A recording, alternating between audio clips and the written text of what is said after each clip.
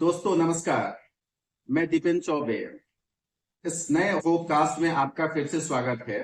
हम लोगों ने कहा था कि हम अपने होपकास्ट में कोशिश करेंगे कि एक न एक कंट्री के बारे में, वहाँ क्या प्रॉब्लम है, वहाँ की क्या अच्छाइयाँ हैं, वहाँ की क्या बुराइयां हैं, उसके बारे में बात करें। और वो बातचीत उनके माध्यम से करें जो उस कंट्री के एक्सपर्ट हैं, या जो भी लीगल टर्म या लीगल समस्याएं चल रही हैं, या जो लीगल प्रॉब्लम है उसके भी जो जानकार है, उनसे उस कंट्री के ऊपर बातचीत करेंगे। तो आज के इस होपकास्ट में हम बात करने जा रहे हैं एमबीबीएस इन नेपाल। एमबीबीएस इन नेपाल आपको पता है पिछले 2 सालों में इस कदर डिमांड में आया है कि उसके 518 सीट्स के बदौलत तकरीबन डबल बच्चे वहां पे अप्लाई कर रहे हैं, जिसमें से 518 बच्चों का एडमिशन हो रहा है। और नेपाल के तकरीबन जितने भी कॉलेज हो, चाहे गवर्नमेंट हो या प्राइवेट हो, वो फुल जाते। लेकिन इस बीच में कई ऐसी समस्याएं आई जिस पे बातचीत करना और जिसके बारे में उन एक्सपर्टों की राय लेना जरूरी हो जाता है। क्या वो समस्याएं जेन्युइन थी या फिर फैब्रिकेटेड था। जैसे नेपाल में बोला जाता है कि नेपाल का education quality, medical education quality बहुत अच्छा है। मैं कोट करना चाहता हूं और इस पे बात भी करूंगा कि 3 फरवरी 2024 को वहां के रेपुटेड एक न्यूज पेपर है जिसका नाम काठमांडू पोस्ट है, जिसने एक आर्टिकल छापा था जिसमें ये लिखा कि नेपाल का जो मेडिकल एजुकेशन है उसको कंप्लीट करने के बाद नेपाल में 50% बच्चे भी लाइसेंस का एग्जामिनेशन पास नहीं कर पा रहे हैं। और वो पास नहीं कर पाने का वजह भी बहुत सारे एक्सपर्ट से भी पूछा गया, जिसमें नेपाल मेडिकल काउंसिल के सेक्रेटरी का भी अपना रिप्लाई है, जो फॉर्मर प्रेसिडेंट थे भगवान कोइराला, डॉक्टर भगवान कोइराला, उनका भी रिप्लाई है। और उनका कहना था कि नेपाल में बहुत सारे ऐसे मेडिकल कॉलेजेस हैं जिनके पास वैसा इंफ्रास्ट्रक्चर या टीचिंग क्वालिटी नहीं है, जिसका देन है कि नेपाल में 50% भी बच्चे एमबीबीएस की लाइसेंस एग्जामिनेशन पास नहीं कर रहे हैं। ये बात उस आर्टिकल में यही तक नहीं रुकी, उसमें यह भी कहा गया था इसके पहले कुछ साल, 2-4 साल पहले ये पासिंग परसेंटेज 70% था। खास करके 2022 की बात की गई है जिसमें पासिंग फेलियर परसेंटेज 58% था। तो क्या सच्चाई है, क्या इसकी क्वालिटी स्टैंडर्ड है, क्या वहां पे जो हम सीट का बुकिंग अमाउंट देते हैं उस सीट्स का कंफर्मेशन है, क्या प्रोविजनल लेटर आता है तो उस प्रोविजनल लेटर के बिहार पे आपका एडमिशन कितना परसेंट कंफर्म है, क्या आप जिस कॉलेज में एडमिशन ले रहे हैं उस कॉलेज में कितने सीट्स हैं। नेपाल में खास करके मैक्सिमम कॉलेज में 33 सीट्स है। कुछ कॉलेजेस है जहां पे आपको 50 सीट्स है। लेकिन कॉलेज आज के डेट में 33 सीट्स के अगेंस्ट में तकरीबन 200 से 250 बच्चों से टोकन अमाउंट डिपॉजिट करवा रहे हैं। वो भी टोकन अमाउंट तब डिपॉजिट करवा रहे हैं जो एडमिशन से 5 से 6 महीने पहले डिपॉजिट हो रहा है। और एडमिशन उन बच्चों में से काफी बच्चों का नहीं होने के बावजूद भी वो पैसे रिफंड होने में तकरीबन सालों लग जा रहे हैं। इसका जवाबदेह कौन है। तो ये तमाम तरीके हैं। नेपाल की एलिजिबिलिटी पे बात होगी, नेपाल के लाइसेंस प्रोसेस पे बात होगी, क्या नेपाल गवर्नमेंट फॉरनर्स को वहां लाइसेंस एग्जामिनेशन देने दे रही है, क्या नेपाल में जो एग्जिस्टिंग प्रोविजनल लाइसेंस की व्यवस्था है उसको एनएमसी मानेगी या नहीं मानेगी। इस सारी चीजों पे हम लोग आज का पॉडकास्ट का शुरुआत करेंगे और इसी को केंद्र बिंदु मान के हम लोग बातचीत करेंगे। और बातचीत करने के सिलसिले में जो हमारे गेस्ट हैं, जाने माने लोग हैं जो नेपाल के मेडिकल एडमिशंस के बारे में काफी गहरी पैठ रखते हैं। तो मैं सबसे पहले स्वागत करूंगा सुदीप नायक जी को, जो WRC कंसल्टेंसी के फाउंडर हैं, उसके मैनेजिंग डायरेक्टर हैं। ये नेपाल से हैं और काफी रेपुटेड कंसल्टेंट रहे, इनका पास रिकॉर्ड भी काफी अच्छा है। और दूसरे जो मेरे गेस्ट होंगे वो प्रकाश गुप्ता जी हैं। ये भी नेपाल को बहुत करीब से जानते हैं, नेपाल को बहुत दिन से वहां नेपाल के एमबीबीएस का प्रमोशन से लेके बहुत सारे एडमिशंस का ट्रैक रिकॉर्ड इनका रहा है। ये सिलीगुड़ी से हैं, इनका काफी पकड़ नेपाल में है। इनका जो कंपनी है उसका नाम ब्राइट एजुकेशन सर्विसेज है। लेकिन इन लोग से जो सवाल जवाब करेंगे, या मेरे साथ जो मेरे अपने जो दोस्त हैं जो इस एनएमसी के रूल्स रेगुलेशन को काफी करीब से जानते हैं और आप उनके मेरे कई होपकास्ट में सुन चुके हैं, मिस्टर रवि कौल साहब हैं जो एडमिशन एडवाइजर के डायरेक्टर हैं।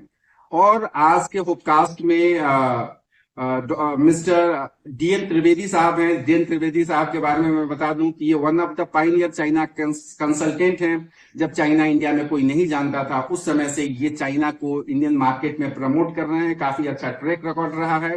और इनका जो ऑर्गेनाइजेशन है वो ग्रोवेल करके नोएडा में है, वो भी आज नेपाल के इस हुबकास्ट में, एमबीबीएस नेपाल के हुबकास्ट में वो भी शामिल है। हम लोग कोशिश करते हैं कि नेपाल के एमबीबीएस एजुकेशन कितने हद तक अच्छा है, क्या बुराइयां हैं, उसमें क्या क्या अमेंडमेंट हो सकते हैं, क्या क्या चेंजेस आ सकते हैं, या नेपाल में एमबीबीएस करना, भारतीय बच्चों को नेपाल में एमबीबीएस नहीं करना चाहिए।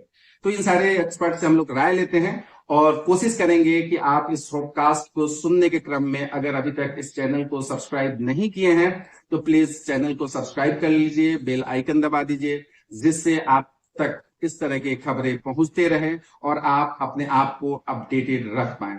तो इस पॉडकास्ट की शुरुआत करते हैं अपने एक्सपर्ट से, अपने गेस्ट से, जो इस फील्ड के नेपाल एमबीबीएस के एक्सपर्ट हैं। तो सुदीप जी, आपसे शुरू करते हैं। काठमांडू पोस्ट में ये आर्टिकल आने के पीछे वजह क्या है कि उसने 50% बच्चों को बोला कि पास करने लायक नहीं है, और नेपाल के जो मैक्सिमम मेडिकल एजुकेशन जो कॉलेजेस हैं वो इंफ्रास्ट्रक्चर नहीं है, वो क्वालिटी एजुकेशन नहीं है। ऐसे काठमांडू पोस्ट में आर्टिकल लिखने के पीछे क्या वजह हो सकता है?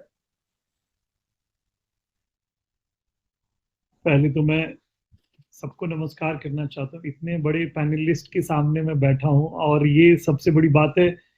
आज नेपाल से भी ज्यादा मुझे खुशी है कि मैं आप लोग के बीच में कुछ अपने जो भी इंफॉर्मेशन नेपाल के बारे में रख पा रहा हूँ। तो सबसे पहले मैं दीपेंद्र सर आपको, रवि सर और डीएन त्रिवेदी भैया आपको प्रणाम करना चाहता हूँ, और साथ ही प्रकाश भाई साहब को मैं यहीं से नमस्कार करना चाहता हूँ। सबसे आपने जो मुद्दा निकाला नेपाल मेडिकल काउंसिल और जो लाइसेंस का, पहला चीज तो मैं ये बता दूं, जो लाइसेंस का आप बात कर रहे हैं शायद आप बात कर रहे हैं नेपाली बच्चे का, करेक्ट है ना सर? एग्जैक्टली। क्योंकि इंडियन बच्चे का उसमें नेपाल में क्या प्रावधान है जो इंडिया में अभी आप जो बोल रहे हैं लोकल स्टूडेंट के लिए नेक्स्ट आएगा, ये सब चीज वो नेपाल में पहले से ही है। जो नेपाली स्टूडेंट किसी भी प्राइवेट मेडिकल कॉलेज में अगर एडमिशन लेते हैं, पहले तो एडमिशन से पहले उनको जो क्वालिफाइंग एग्जाम, जो अभी सीई हम लोग बोल रहे हैं, कॉमन एंट्रेंस एग्जामिनेशन, जो इंडिया में कुछ साल पहले से आपको नीट हो रहा हो, नेपाल में बहुत सालों से चल रहा है, ये आप जानते हैं। मुझे लगता है ये 20 साल पहले से ही कि नेपाल के किसी भी प्राइवेट कॉलेज में एडमिशन लेने के टाइम में एक फिल्टर किया जाता है, क्वालिफाइंग एग्जाम, जिसको हम लोग सीई बोल रहे हैं। उसके बाद 4.5 साल थ्योरी और 1 साल इंटर्नशिप, ये चीज भी हम लोग को जानकारी कि ये मिनिमम कोर्स ड्यूरेशन नेपाल में इंडियन स्टैंडर्ड का है। उसके बाद भी एक नेपाली स्टूडेंट के लिए नेपाल गवर्नमेंट ने एक कैप लगा के रखा है कि अगर आप कहीं भी प्रैक्टिस करना चाहते हैं आपको लाइसेंस लेना होगा। उस लाइसेंस के लिए एग्जाम देना पड़ेगा, जिसको हम लोग Nepal medical council licence exam बोलते हैं। Correct sir? हम लोग उसी मुद्दे पे शायद आज बात कर रहे हैं। तो मैं पहला चीज ये बता दूं कि जो बात हम लोग कर रहे हैं नेपाली स्टूडेंट के बारे में बात कर रहे हैं। बिल्कुल। प्रकाश, आप भी नेपाल को बहुत दिन से देख रहे हैं और काफी आपके बच्चे वहां पे पढ़ाई कर रहे हैं, तो क्या इसमें सच्चाई, कितनी सच्चाई है कि नेपाल के कितने % ऐसे मेडिकल कॉलेजेस हैं जिनका जो एजुकेशन क्वालिटी है काफी वर्स्ट है, या इंफ्रा वाइज कहे, या हॉस्पिटल वाइज कहे, या फैकल्टी वाइज कहें, तो आप 10 में कितने % ऐसे इंस्टीट्यूशन को मानते हैं कि वहां पे सच में इंडियन बच्चों को एमबीबीएस की पढ़ाई नहीं करनी चाहिए? आइए उस दौर में मैं बात कर रहा हूँ कि नेपाल के हर कॉलेज इंडियन बच्चों से फुल चल रहा है। सो मेन क्या है, पहला चीज है नीट का score. If the students is above below 200 वो लोग क्वालिफाई नहीं होते हैं। इफ यू सी अबव 200 तो आप देखेंगे हर कॉलेज का परफॉर्मेंस है डबल डिजिट। बच्चे हैं 120, पास हुए 10 स्टूडेंट्स। तो ये भी जिस चीज पे हम फोकस करते हैं कि नेपाल का एजुकेशन सिस्टम सिलेबस इंडिया से मैच करता है और इंडियन सारी पैटर्न है, डिजीज पैटर्न सिमिलर है, फूड हैबिट्स लगभग सिमिलर है, सिलेबस या बुक्स के राइटर सारे इंडियन राइटर्स या जो इंडियन मेडिकल कॉलेजेस में पढ़ाए जाते हैं वही चीज वहां पे पढ़ाया जाता है। उसके बावजूद भी अगर एफएमजी का रिजल्ट, चूंकि आपने एफएमजी का रिजल्ट पहले ही छेड़ दिया तो इस टॉपिक को यहीं पे हम लोग बात करेंगे, तो इसका मतलब अगर बच्चे क्वालिफाई नहीं हो पा रहे हैं तो इसका मतलब उस इंस्टीट्यूशन में जेन्युइनली पढ़ाई नहीं हो रही है, क्योंकि दूसरे कंट्री से हम नेपाल की कंपेयर करने नहीं जा रहे हैं। मैं नेपाल एक, हाँ, तो क्या वहां पे बच्चे नहीं, वहां का रिजल्ट उठा के देखिए आप, हर कॉलेज की हालत वैसे ही है एफएमसी में, इवन इंक्लूडिंग आईयूएम को मैं मिला दूं, गवर्नमेंट कॉलेज है, बीपी कोइराला को मिला दूं, उसका भी रिजल्ट उठा के देखिए। तो क्या सच में ये मान लिया जाए कि वहां पे टीचर्स या फैकल्टी हैं इतने कैपेबल नहीं है जो बच्चों को नहीं पढ़ा पा रहे हैं, एफएमसी रिजल्ट नहीं आ पा रहे हैं? आप ये कहना चाह रहे हैं? सर इसमें I agree with you, 40% faculties उतने नहीं है या बच्चे केपेबल नहीं है। ठीक है, सिलेबस वाइज देखेंगे, केयू का सिलेबस अलग है, टीयू का अलग है, पठान का अलग है। बच्चे कैपेबल नहीं है, ये भी सवाल, एक बहुत बड़ी महत्वपूर्ण सवाल उठाया आपने कि बच्चे कैपेबल नहीं है, इसमें भी दम है। तो इसको कैसे नेपाल में आपको तय करेंगे कि बच्चे कैपेबल है कि नहीं है? 107 वाले का तो एडमिशन हो जा रहा है सर एडमिशन और पढ़ाई end of the year after 4.5 year वो रिजल्ट है। एडमिशन तो आपको 101 एग्जाम बैठेंगे तभी क्वालिफाई हो, लेकिन आपको 4.5 ईयर्स के बाद देखना कितना बच्चे निकलते हैं। अच्छा, तो फिर मतलब नेपाल में कि एडमिशन देना है, मतलब उनको क्वांटिटी चाहिए, क्वालिटी नहीं चाहिए, ऐसे मान लिया जाए? बच्चे को चाहिए खाली कि दो किस है सर, नेपाल इंडिया से जो आदमी का सोच, एक पेरेंट्स सोचते हैं मेरे घर में मेरा बेटा डॉक्टर है तो हमें भी डॉक्टर बनाना है, तो वो सोच के आते हैं। मैं रवि सर से पूछूंगा, क्योंकि रवि सर ने सुदीप भाई, क्योंकि रवि सर का जो कॉल क्वेश्चन होगा आप ही लोग से होगा, कि रवि सर आप पहले क्वेश्चन का मुझे लगता है कि आंसर कंप्लीट नहीं हुआ है। हम लोग क्वेश्चंस क्या था, आंसर तो मैं चाहूंगा उस पे पहले सा पहला क्वेश्चन जो हम लोग का था, क्या स्टैंडर्ड ऑफ नेपाल के कॉलेजेस उस लेवल के है कि नहीं, इंडियन बच्चे जाने लायक है कि नहीं, आपका जो प्रश्न था, क्योंकि नेपाल के बच्चे ही वहाँ लाइसेंस में पास नहीं हो रहा, तो मैं इस पे थोड़ा सा प्रकाश देना चाहूंगा, फिर मैं रिक्वेस्ट करूंगा कि बाकी क्वेश्चंस पे हम लोग को जाना चाहिए। ठीक है, पहला चीज तो मैं आपको बता दूं, नेपाल का एजुकेशन स्टैंडर्ड रैली में बहुत ही अच्छा है। हम लोग कंपेयर नहीं कर रहे हैं यूएसए से, हम लोग यूके से, हम लोग कंपेयर नहीं कर रहे हैं नॉर्वे से, हम लोग कंपेयर कर रहे हैं जो हम लोग के नेबरिंग कंट्री से।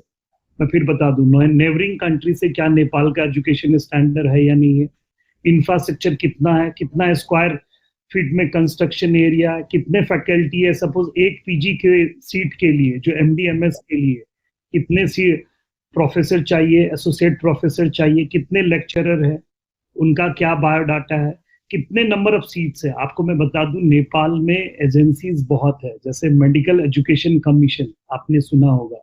इस एजेंसी का काम क्या है, हर कॉलेज को इंस्पेक्शन हर साल करती है कि सही में उसके पास उतने फैकल्टीज है कि नहीं, उस लेवल का इक्विपमेंट्स जो भी चाहिए अपडेटेड है या नहीं है, और सिलेबस भी आप देखेंगे तो अपडेट हो रहा है। ऐसा नहीं है इंडिया जितना रैपिडली हो रहा है, बट क्या है आपको काफी अपडेट हो रहा है आपको। तो आप देखेंगे हर कॉलेज का, अगर हम लोग एक कोई भी नेबरिंग कॉलेज का डाल लीजिए, अगर आप आईओएम, हम लोग सब लोग जानते हैं आईओएम बहुत ही प्रेस्टिजियस इंस्टीट्यूशन है पूरे इंडिया में, या बीपी कोइराला जो सब लोग जानते हैं, एम्स का एक्सटेंडेड प्रोग्राम एक समय में बोला जाता था, एम्स ने ही आके यहाँ पे अपने फैकल्टीज डाल के खोला। एम्स बीपी का ही और आईएम का हम लोग अगर एग्जाम्पल ले ले, आप देखेंगे बीपी कोइराला मुझे नहीं लगता है कि 400-500 एकड़ से कम होगा, अगर एकड़ में हम लोग बात करें, सही है ना दीपेंद्र सर? 400 एकड़ में होगा, आप विजिट किए हैं उसको?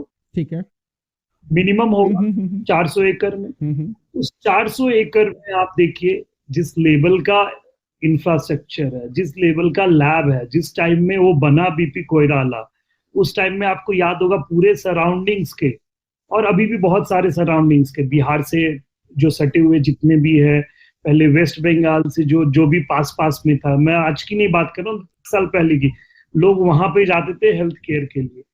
उस लेवल के इंस्टीट्यूशन में अगर आप देखेंगे तो एमबीबीएस का सीट कितना, तो 100। किसी भी नेपाल के मेडिकल कॉलेजेस में आपको उस लेवल का इंफ्रास्ट्रक्चर हो या उससे थोड़ा कम हो, 100 से ज्यादा इंटेक नहीं। उस 100 में भी एक पैरामीटर है सर, उसमें भी उनके पास कितना फैकल्टीज है वो बहुत मैटर करता है। आपके पास कितने फैकल्टी, अगर आपके शॉर्टेज हो रहे हैं वहां पे, आप अगर देखेंगे हर कॉलेज में कि कुछ सालों से बायोमेट्रिक अटेंडेंस चल रहा है, जो आपके इंडिया में निकला था ghost attendance, ghost faculty, ghost faculty नहीं है वहां पे, आपको बायोमेट्रिक रहेगा, वो डायरेक्ट है यूनिवर्सिटी से आपको। तो वहां 100 सीट से ज्यादा नहीं। बीपी जैसे इंस्टीट्यूशन जहां मुझे लगता है 200-300 मिनिमम एमबीबीएस। बताने की कोशिश करो। नहीं, मैं बता रहा हूँ, देखिए, नहीं, तो यहाँ पे अगर 50% बच्चे, नेपाल के बच्चे जिस कॉलेज में पास नहीं हो रहे हैं, जहाँ पे पढ़ाई कर रहे हैं, ठीक है, 50% उसमें जो एक्सपर्ट का ओपिनियन है, एनएमसी के सेक्रेटरी से लेके फॉर्मर प्रेसिडेंट तक का, उनका ये नहीं कहना है कि नेपाल के सारे कॉलेजेस, नेपाल के उनका कहना है मैक्सिमम बहुत सारे ऐसे कॉलेजेस हैं जहां पे इंफ्रास्ट्रक्चर नहीं है, जहां पे एजुकेशन का स्टैंडर्ड नहीं है, वो पढ़ाई नहीं है। मैं उसकी बात कर रहा हूं। अगर इस पे अगर आगे मैं जोड़ूं तो आपको 2019 में नहीं, मैं बताता हूं, नहीं, आपको मैं बता रहा हूं, ये तो 2022 की बात 24 की बात बता रहा हूं जो आर्टिकल छपा है। 2019 में मिनिस्ट्री ऑफ एजुकेशन ने जो फॉर्मर सेक्रेटरी थे, उनका नाम था जयराम गिरी, उनके प्रेसिडेंसी में, उनके प्रेसिडेंटशिप में एक कमेटी को फॉर्म करती है मेडिकल एजुकेशन को रेगुलेट करने के लिए। उस समय अभी एमईसी बनने वाली थी और तकरीबन 1 महीना पहले बनी हुई थी। जो नेपाल में मेडिकल एजुकेशन सिस्टम में जो जितने भी पॉलिटिकली गुंडागर्दी चल रहा था, फैकल्टी के नाम पे, पैसे ज्यादा लेने के नाम पे, उसने बहुत अच्छा रिपोर्ट दिया है गवर्नमेंट को, लेकिन वो रिपोर्ट अभी भी आपको इम्प्लीमेंट गवर्नमेंट नहीं किया है। और क्वालिटी ऑफ एजुकेशन के लिए और एक्स्ट्रा पैसे के लिए जो गवर्नमेंट ने फीस दिया है वहां पे, उससे ज्यादा पैसे कई कॉलेजेस में, मैं उस कॉलेज का नाम नहीं लिखा हूं जबकि उसमें कॉलेजों का नाम भी लिखा गया है, उसके चेयरमैन का भी नाम लिखा गया है, और फॉर उस समय के तत्कालीन जो आपको मेडिकल डेंटल जो एसोसिएशन, उसके प्रेसिडेंट का भी नाम उसमें मेंशन है, कि लोगों ने एजुकेशन पे ध्यान नहीं दिया। लोगों ने कहा कि भाई आप फॉरेन नेशनल का सीट्स बढ़ा दो, अगर आप फॉरेन नेशनल का सीट्स बढ़ाओगे तो हम डबल पैसे इंडियन करेंसी में मैं लूंगा, और तब जाके हम ये कंट्रोल कर सकते हैं कि एजुकेशन क्वालिटी नेपाल का कितना बढ़िया हो सकता है।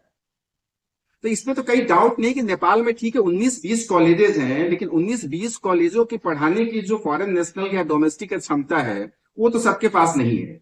नेपाल में बहुत बेहतर कॉलेजेस हैं, जैसे आपने बोला IOM गवर्नमेंट में, बीपी कोइराला, प्राइवेट में बहुत सारे कॉलेजेस हैं जिसके अच्छा रिजल्ट रहा है, अच्छे पढ़ाई फैकल्टी अच्छे हैं। लेकिन क्या सारे कॉलेजेस में, मेरा सवाल है एक लाइन का आंसर में, क्या सारे कॉलेजेस में इंडियन बच्चों को जाके एडमिशन लेना चाहिए नेपाल में, या कितने परसेंट कॉलेजेस में नहीं ले? कॉलेज का नाम आप मत लीजिए, कॉलेज का नाम मत लीजिए, आप सिर्फ परसेंटेज में बता दीजिए, आप दोनों लोग कितने परसेंट नेपाल के कॉलेजेस में फॉरेन नेशनल को नहीं जाना चाहिए?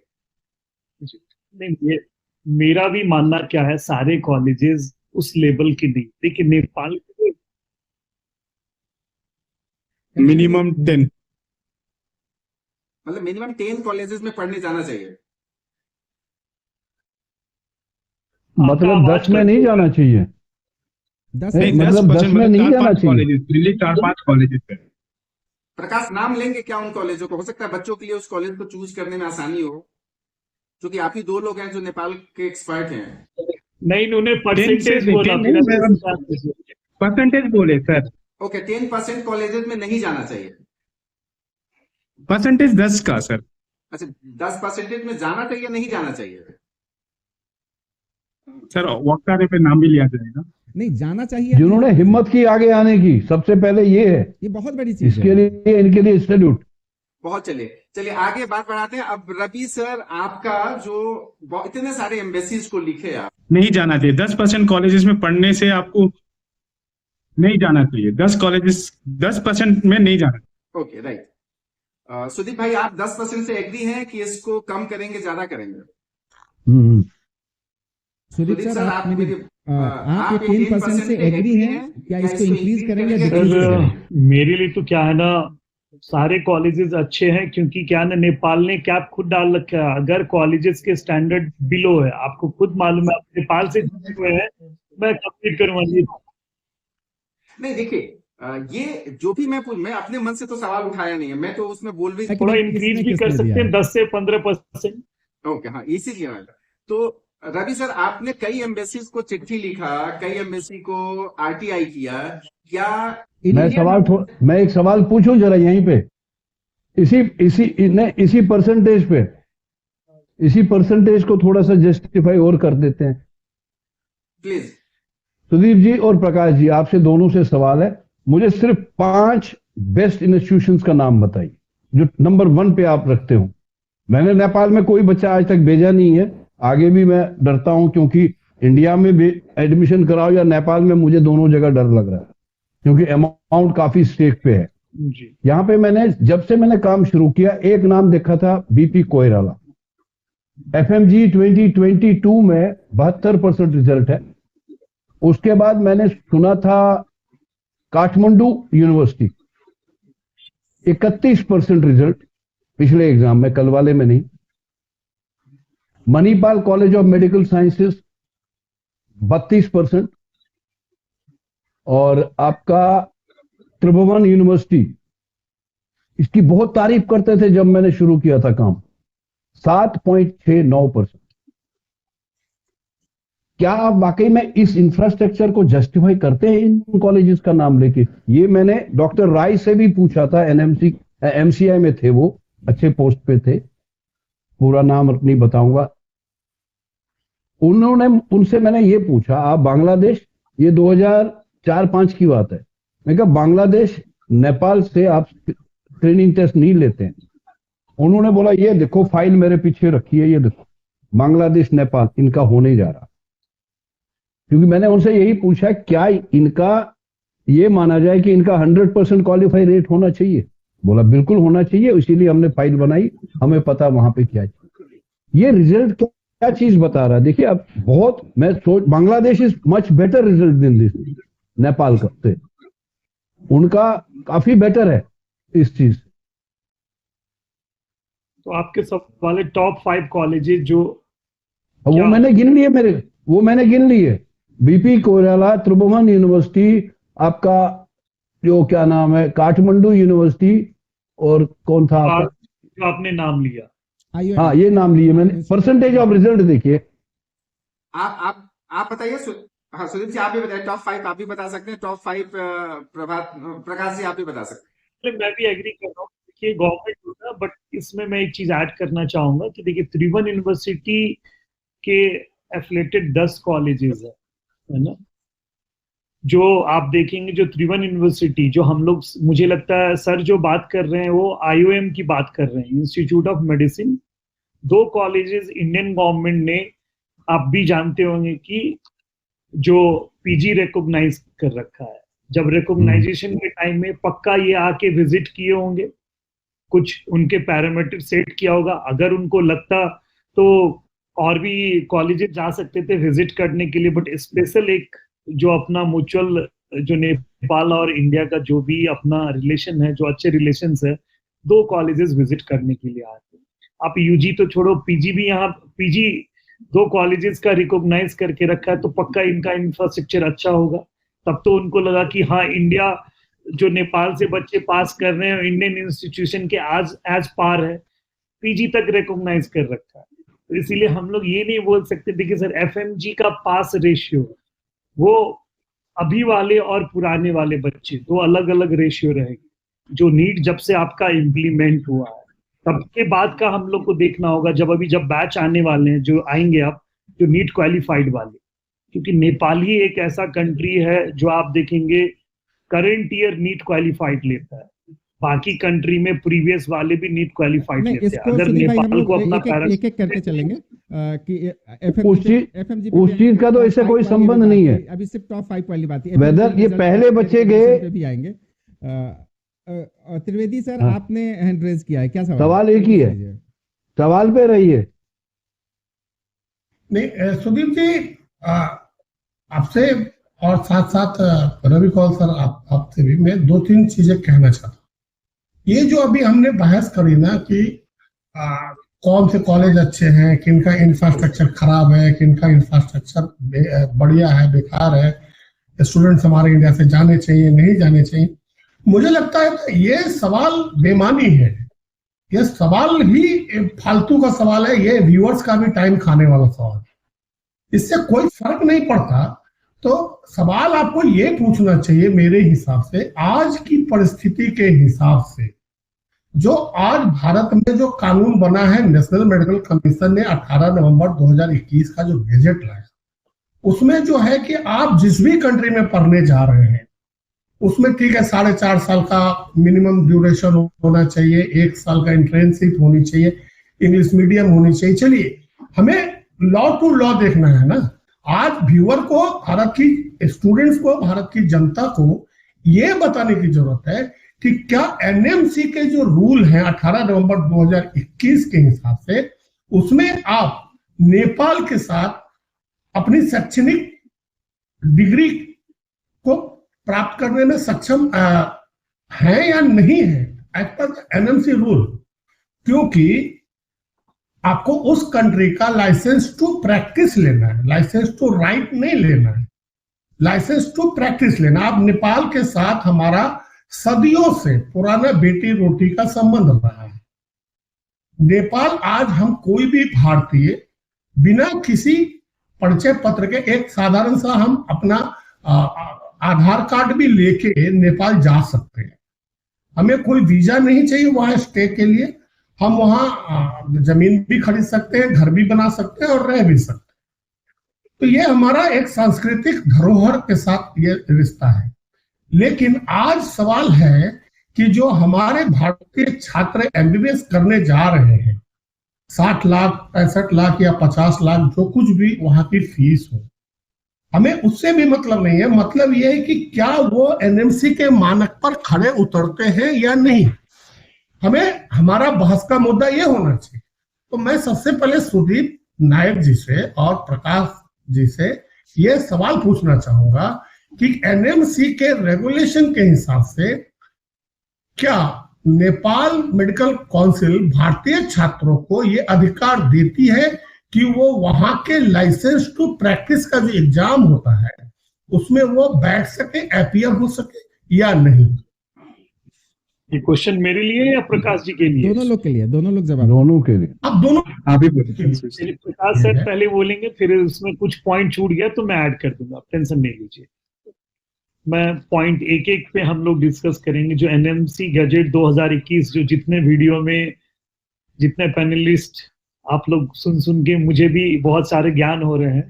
थोड़ा सा पहला चीज, तो पहला पॉइंट आपने जो बोला, सिर्फ मिनिमम 4.5 साल का कोर्स 54 मंथ का होना चाहिए, 54 मंथ्स का, करेक्ट है ना?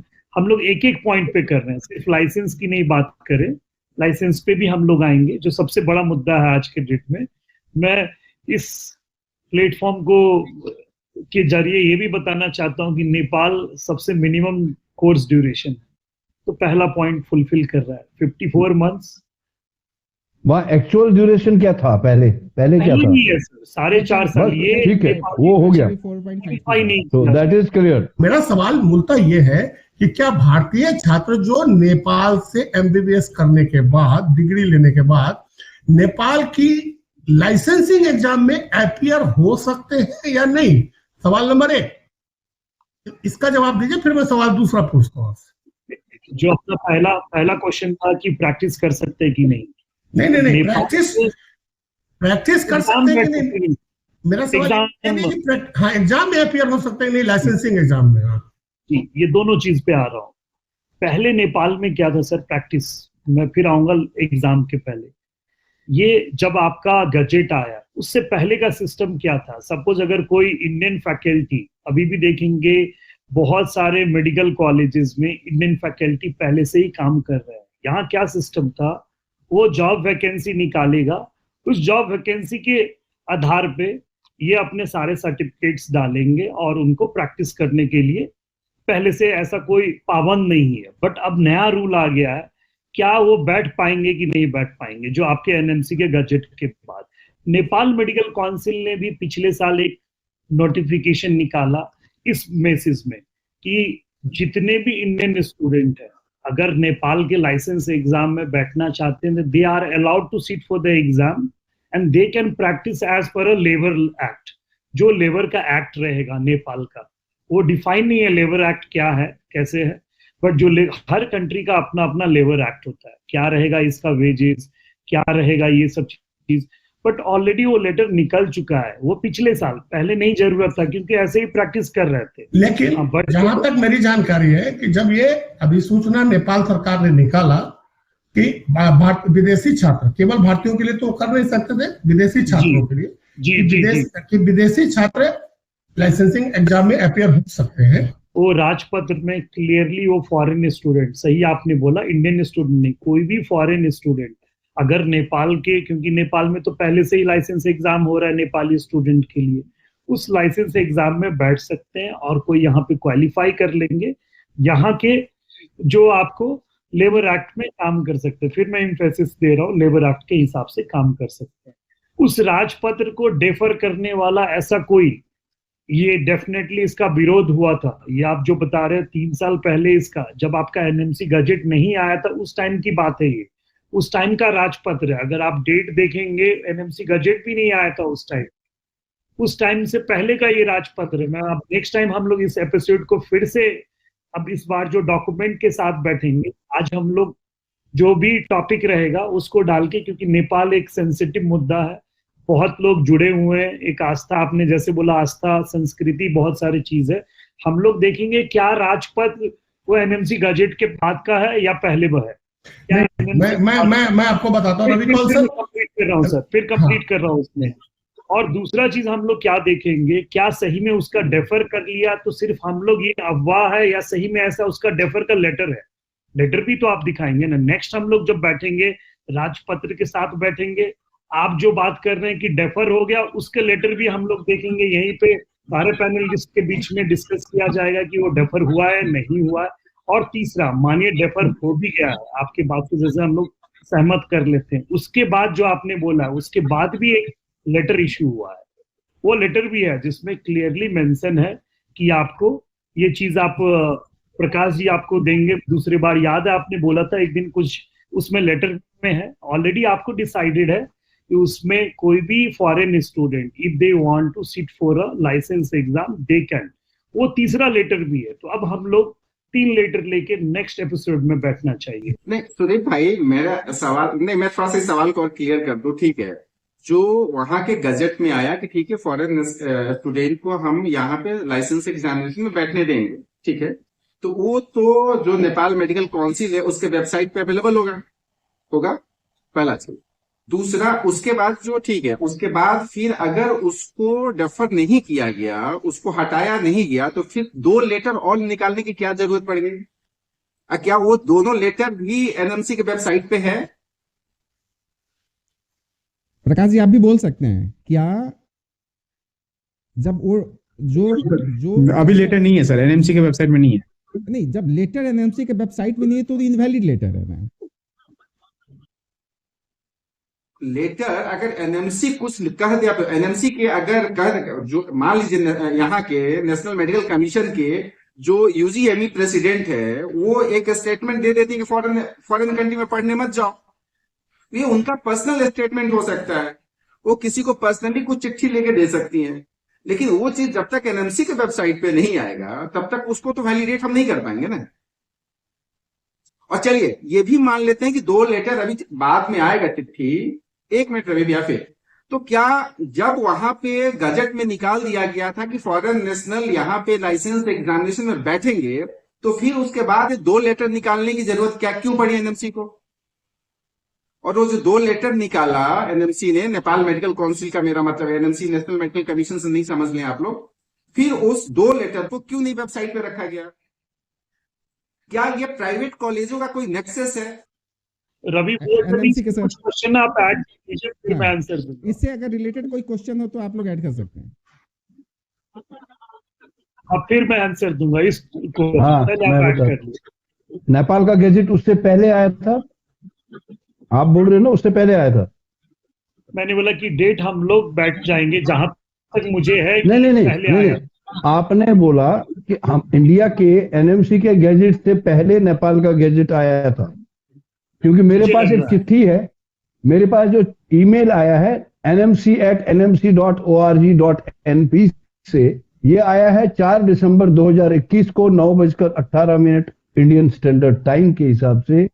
Foreigners are not allowed to sit in licence examination of NMC.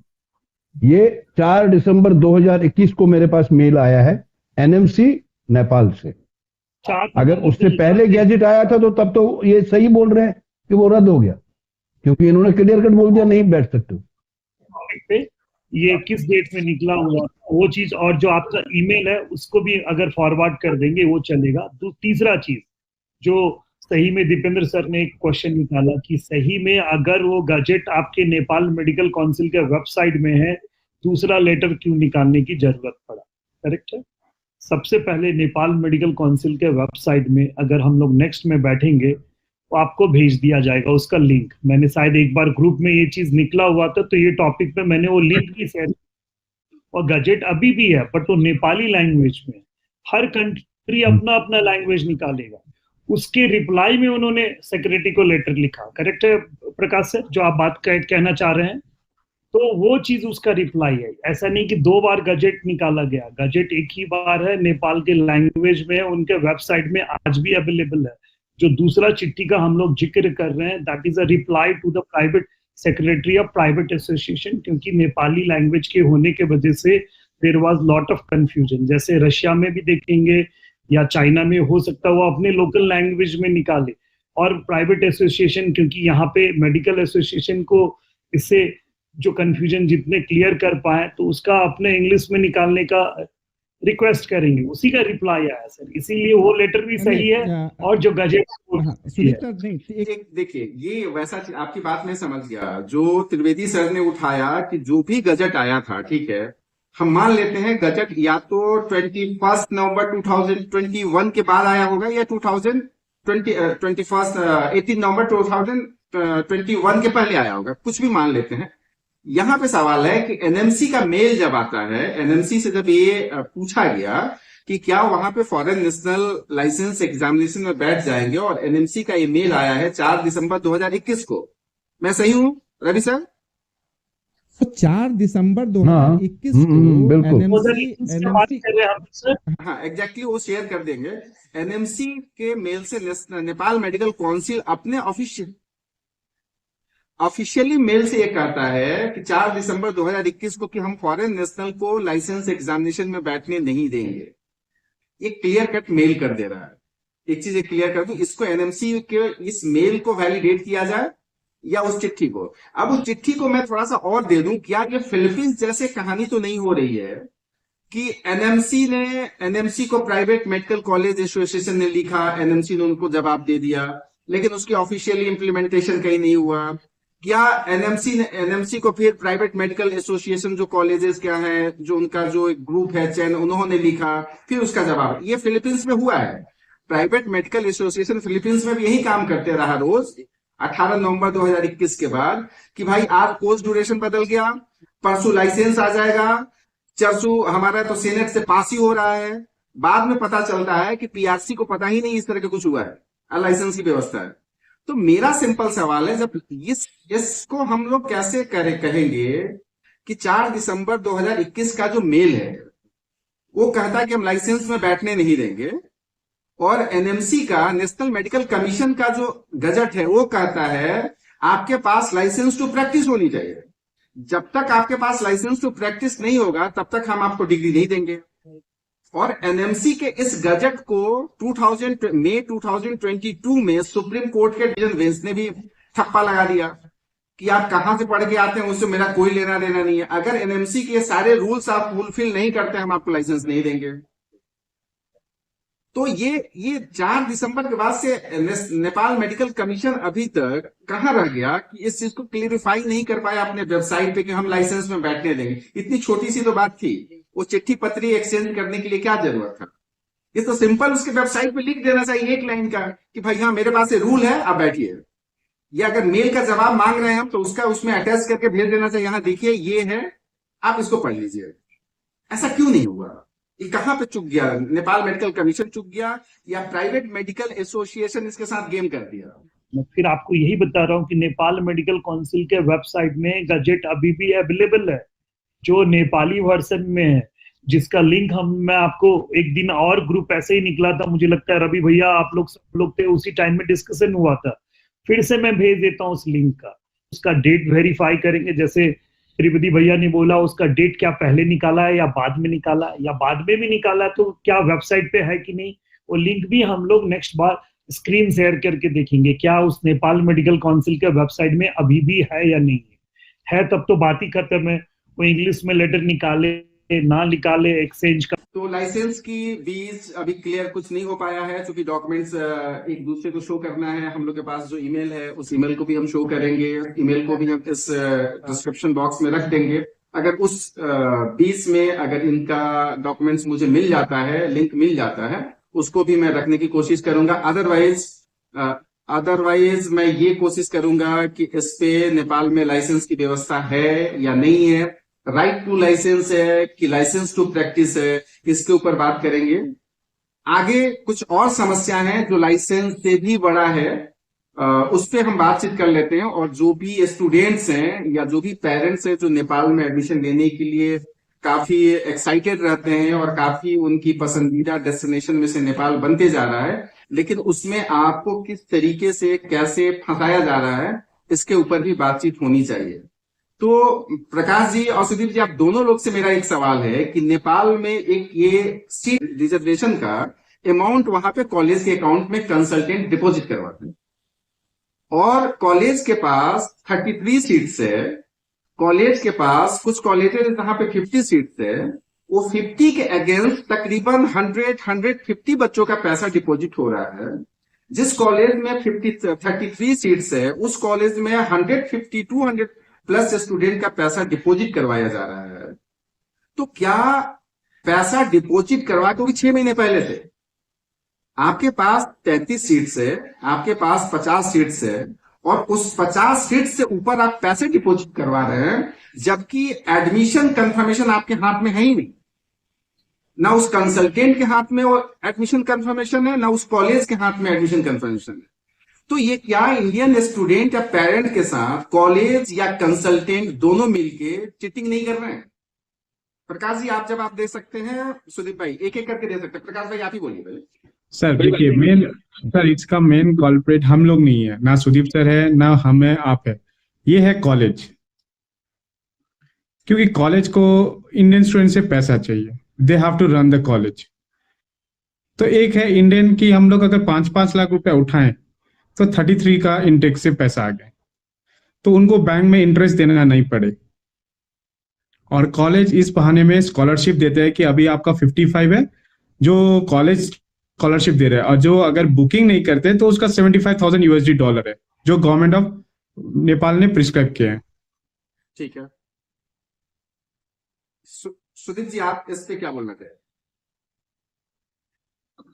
देखिए, नेपाल का एक एडमिशन प्रोसीजर है, जैसे आपके इंडिया में नीट का एग्जाम हुआ, वैसे ही हम लोग के नेपाल में सीई का एग्जाम होता है, कॉमन एंट्रेंस एग्जामिनेशन। ये नेपाली बच्चे के लिए भी है और इंडियन बच्चे के लिए भी है। ये इंडिया से कौन से स्टूडेंट यहाँ एग्जाम देने के लिए आते हैं जिसको गवर्नमेंट में चाहिए, जो 50% से नीचे है ना, और शायद लगता है भैया का भी कुछ क्वेश्चन है तो एक ही बार आंसर दे दूं, कुछ हैंड रेज किया आप डाल दीजिए तो मैं एक ही बार दोनों आंसर दे दूं। सुदीप जी, मैं नेपाल के संदर्भ में आपसे ये जानना चाहता हूँ कि जो जो अभी जैसे सुदीप जी ने सवाल पूछा कि कॉलेज के अकाउंट में जब तक कि चाहे नीट का एग्जाम हुआ हो या ना हुआ हो, बच्चा इंडिया का 12th पास होना चाहिए, चाहे उसने नेपाल का एग्जाम दिया हो या ना दिया हो, कॉलेज के अकाउंट में पहले हमें बुकिंग अमाउंट डालनी होती है प्रोसीजर के हिसाब से, 2 लाख हो या 5 लाख हो। और इसके बाद अगर वो बच्चा नीट में इंडिया में फेल है, क्वालिफाई नहीं कर पाया, तो उसके लिए ये है कि आप एग्जाम में अपीयर होइए, नेपाल के एग्जाम में अपीयर होइए और क्वालिफाई कीजिए, फिर हम आपका एडमिशन लेंगे जी। तो यहाँ पे 2 सवाल पैदा लेता है। एक तो कि कॉलेज ने किस अधिकार से, जो बच्चा एलिजिबल ही नहीं है, ना तो उसने इंडिया में नीट क्वालिफाई किया है, ना अभी तक उसने नेपाल का एग्जाम क्रैक किया है, तो उसका पैसा लिया किस आधार पे लेते हैं, उसकी लीगलिटी क्या है, नंबर 1। नंबर 2, क्या नेपाल का जो एग्जाम सो कॉल्ड एग्जाम होता है इंडियन स्टूडेंट्स के लिए, या वहां तो क्या ये टोटल मैनेज कर लिया जाता है एजेंटों के द्वारा, कि आपको सिर्फ फॉर्मली एग्जाम में अपीयर होना है, पास फेल कराना हमारा काम है? थैंक यू, इस सवाल का जवाब चाहिए मुझे। पहला क्वेश्चन पे मैं आऊंगा, फिर आऊंगा। आपने बोला ये लीगलिटी कितना एग्जाम का है, मैनेज्ड है एजेंट के थ्रू, कंसल्टेंट सो कॉल्ड, जो भी हम लोग बोल रहे हैं अपने आप को, या कॉलेज के द्वारा, ये भी मैं जोड़ रहा हूँ। कुछ कॉलेजेस भी आजकल प्रमोशन करने लगे हैं, तो उसमें कॉलेज को भी नहीं छोड़ना चाहिए, सबको हम लोग सम्मिलित करें। जी जी जी जी। सबसे पहले देखिए, एडमिशन का प्रोसीजर डेफिनेटली किसी कॉलेज के हाथ में नहीं। एडमिशन का प्रोसीजर नेपाल गवर्नमेंट से जो एक संस्था, एक विधिवत एक संस्था को जागीर किया गया 5 साल पहले, एमईसी, मेडिकल एजुकेशन कमीशन, जो आप यहाँ नेशनल मेडिकल कमीशन बोल रहे हैं, एनएमसी, उसी को हम लोग एमईसी बोलते हैं, मेडिकल एजुकेशन कमीशन। इस संस्था का काम है किसी भी गवर्नमेंट या प्राइवेट कॉलेजेस में एग्जाम के द्वारा या नीट स्कोर के द्वारा एडमिशन लेना, पहला नंबर 1। नंबर 2, आपको क्या कर दिया गवर्नमेंट ऑफ नेपाल ने, जब ये संस्था फॉर्म हुआ, हर कॉलेजेस में, जो एक सर ने, जब दीपेंद्र सर ने बहुत पहले ही जब आज के टॉपिक में निकाला था कि एक प्रतिवेदन आया हुआ था जहां फी का किसी कॉलेज ने ज्यादा लिया, कम लिया, तो एक समान फी बनाने के लिए एक रेगुलेटरी बना और उसी में डिसाइड हुआ कि $75,000 किसी भी सार्क स्टूडेंट के लिए रहेगा और जो नॉन सार्क स्टूडेंट है उनके लिए $90,000 रहेगा। ठीक है, $75,000 अगर आज के डॉलर रेट में देखेंगे तो 62,50,000 रुपये के आसपास आ रहा है, प्लस खाना रहना अलग देखेंगे तो ऑन एन एवरेज 70 लाख रुपए के इंडियन करेंसी में एक गवर्नमेंट द्वारा विधिगत जो एमईसी के द्वारा जो प्रिस्क्राइब किया हुआ फी स्ट्रक्चर है। यहाँ बहुत सारे कॉलेजेस देखेंगे स्कॉलरशिप दे रहे हैं, कोई 50 लाख का पैकेज है, कोई 55 लाख का पैकेज है। तब यहाँ पे ये बुकिंग वाला चीज आया कि कॉलेजेस ने क्या किया, जो एडवांस बुकिंग कर रहे हैं, हाँ, बट एडवांस बुकिंग उन्हीं बच्चे का हो रहा है जो नीट क्वालिफाइड है। आज अभी एग्जाम बुकिंग नहीं हो रहा 2024 के लिए, जब आपका नीट हो जाएगा, नीट का रिजल्ट हो जाएगा, रिजल्ट में 50% आए हुए, उसी बच्चे का बुकिंग होता है 90% कॉलेज में। इसमें फिर मैं जोड़ दूं 10% ऐसे कॉलेजेस है जो बच्चे अभी से ही जो नीट क्वालिफाइड हो ना हो उनको उससे मतलब नहीं है, अपने 5 लाख रुपए से मतलब है। एक एडमिशन लेटर भेज देते हैं और नीचे डाल देते हैं admission will be as per MEC rule regulation बोल के, जो सही में एक किस्म से देखेंगे तो वो सिस्टमाइज नहीं है। उसमें भी 2 तरह के कॉलेजेस है नेपाल में। ऐसे नहीं है कि अगर 33 सीट है तो 33 का पैसा लिया जाता है।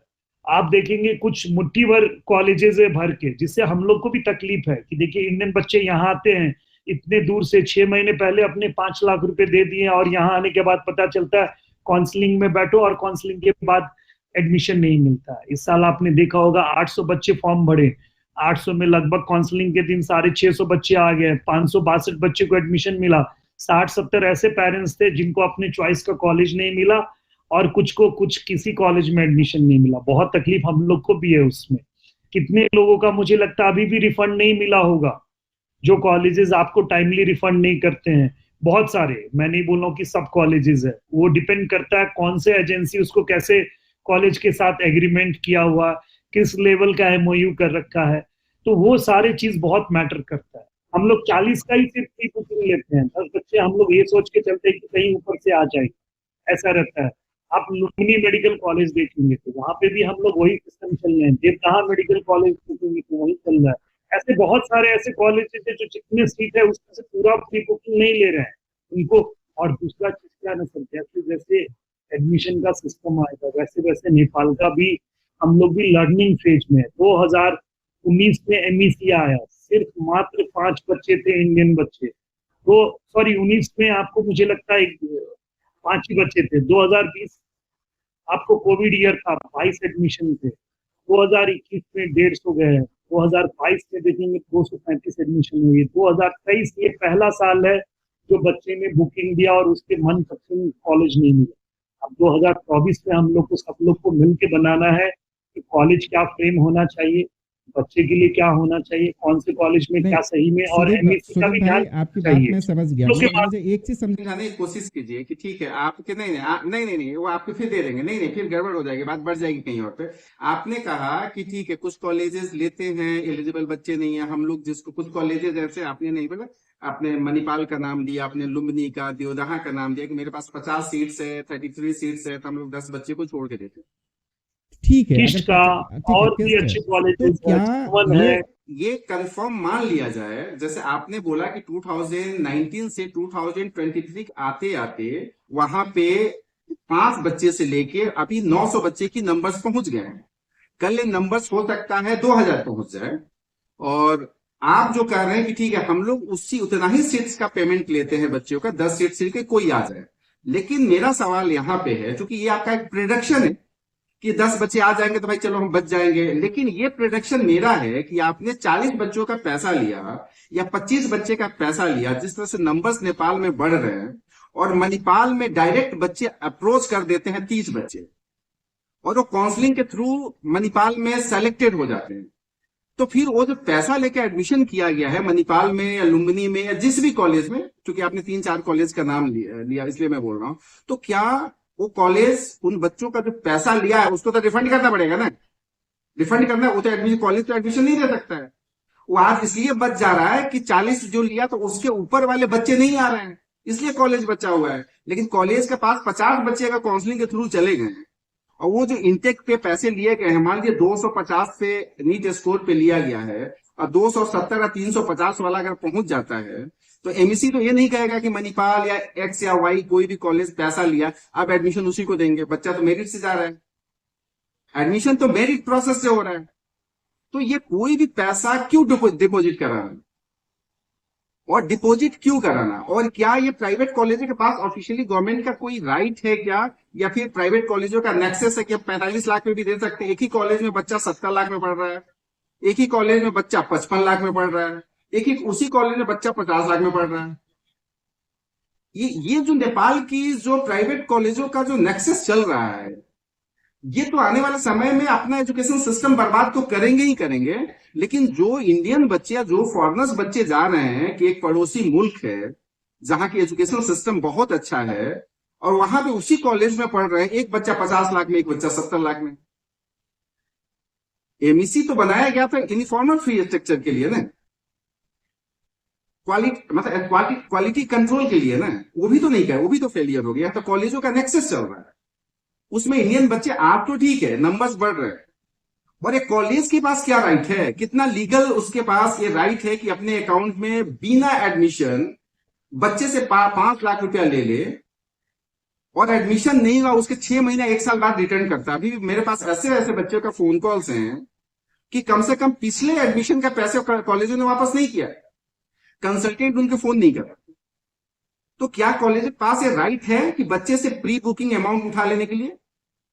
क्या गवर्नमेंट ऑफ नेपाल उनको अलाउ किया कि आप प्री बुकिंग अमाउंट उठा लीजिए, जो कि एडमिशन आपके हाथ में नहीं है?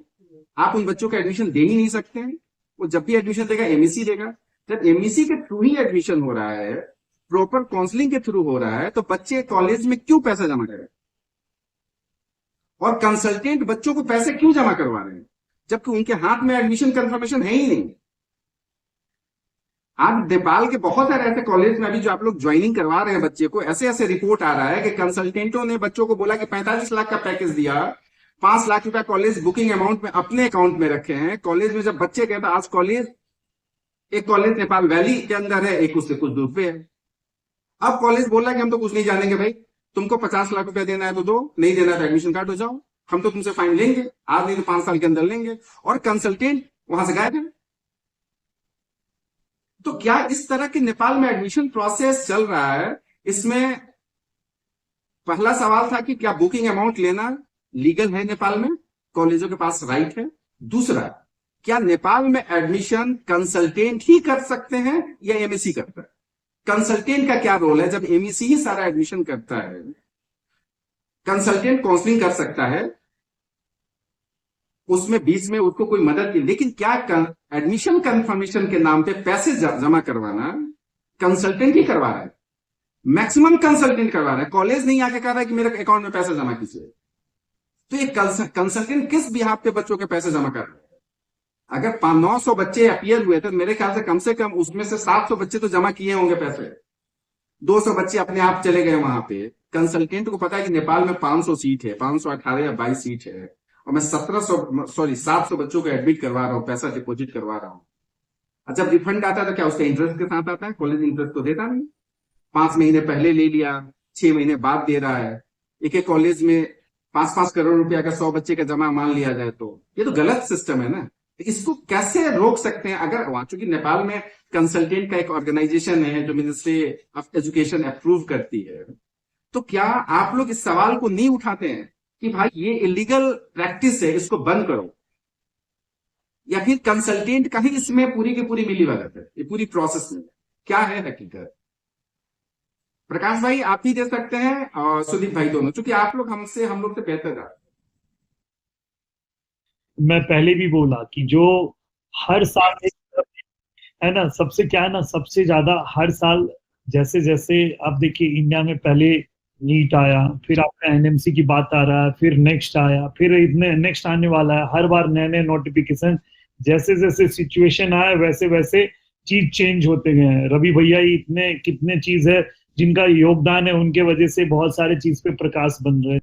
तो मैं कहा प्रकाश तो वहीं बैठे हैं आपके सामने। जी तो वो क्या है ना, 2019 से 23 ये पहला जर्नी था कि ऐसा माहौल आया कि बच्चे ज्यादा है। फिर उसमें भी जो 562 में आपको मुश्किल से देखेंगे तो 300 बच्चे ने बुकिंग किया होगा।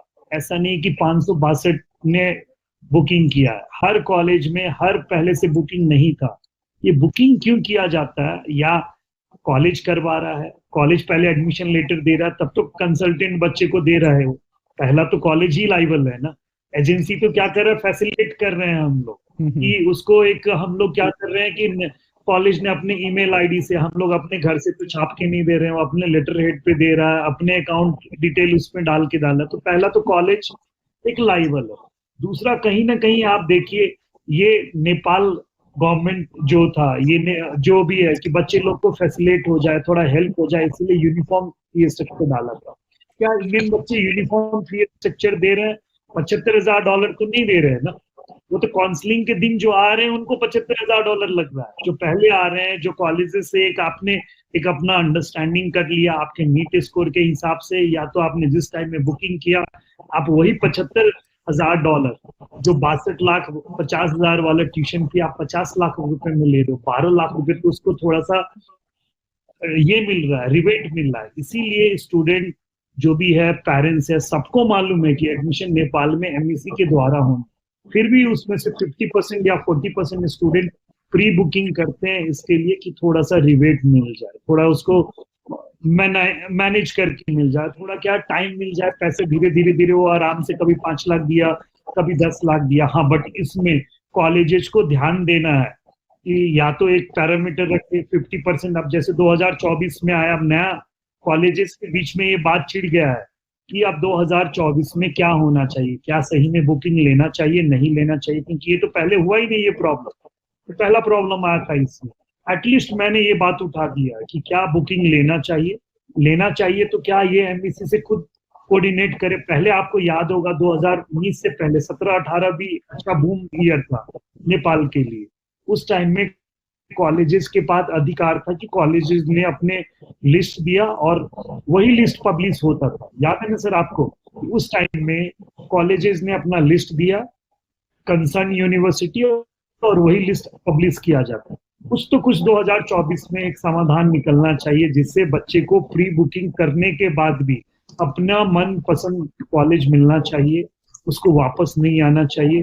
दूसरा, ऐसे कॉलेजेस पे भी लगाम लगाने का एक टाइम आ चुका है। मैं और मेरे जितने भी जो आप लोग सब है, सब लोग और जितने जो सुन रहे हैं, सबको मैं रिक्वेस्ट करूंगा, ऐसे कॉलेज सब में बच्चे लोग को मोटिवेट नहीं किया जाए। 33 सीट है तो आप कितना परसेंटेज देना है, नहीं देना है, क्या बैकग्राउंड है, उस हिसाब से करना चाहिए। दूसरा चीज जो भैया का क्वेश्चन था, त्रिवेदी भैया का, जो एग्जाम का लीगलिटी है कि नहीं, जो 20 मिनट पहले पूछे थे, मैं वो मिस नहीं करना चाहता हूँ टॉपिक से, क्योंकि सही में देखिए एग्जाम के नाम पे बहुत लोग अभी बहुत सारे र्यूमर निकालते हैं कि एग्जाम मैनेज हो जाएगा, ये हो जाएगा।